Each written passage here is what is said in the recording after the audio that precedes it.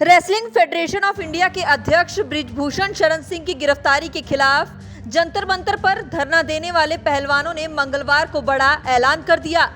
रविवार को दिल्ली पुलिस द्वारा जंतर मंतर से हटाए जाने के बाद अब पहलवान आर पार के मूड में दिखाई दे रहे हैं। देश के लिए कई मेडल लाने वाले इन पहलवानों ने अब आमरण अनशन की धमकी तक दे दी है।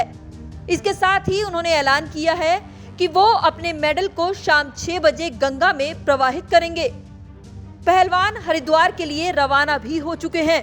पहलवानों का कहना है कि वो हरिद्वार में अपने मेडल प्रवाहित करने के बाद इंडिया गेट पर आमरण अनशन पर बैठेंगे। रेसलर साक्षी मलिक, विनेश फोगाट और बजरंग पूनिया ने अपने ऑफिशियल ट्विटर अकाउंट से एक भावुक पोस्ट लिखी है।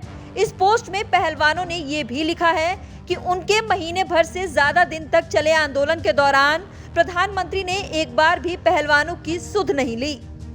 तीनों ही पहलवानों की तरफ से शेयर की गई पोस्ट में लिखा गया है कि हमारे साथ 28 मई को जो हुआ वो आप सबने देखा।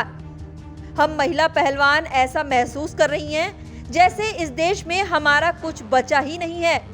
फोगाट ने लिखा, हमें वो पल याद आ रहे हैं जब हमने ओलंपिक वर्ल्ड चैंपियन में मेडल जीते। अब लग रहा है कि ये मेडल क्यों जीते थे। उन्होंने आगे लिखा, ये मेडल हमें नहीं चाहिए। हम इन मेडल को गंगा में बहाने जा रहे हैं। इन मेडल को गंगा में बह जाने के बाद हमारे जीने का कोई मतलब नहीं रह जाएगा।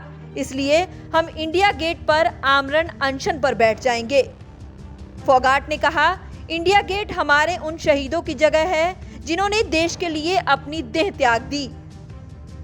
हम उनके जितने पवित्र तो नहीं हैं, लेकिन अंतर्राष्ट्रीय स्तर पर खेलते वक्त हमारी भावना भी उन सैनिकों जैसी ही थी।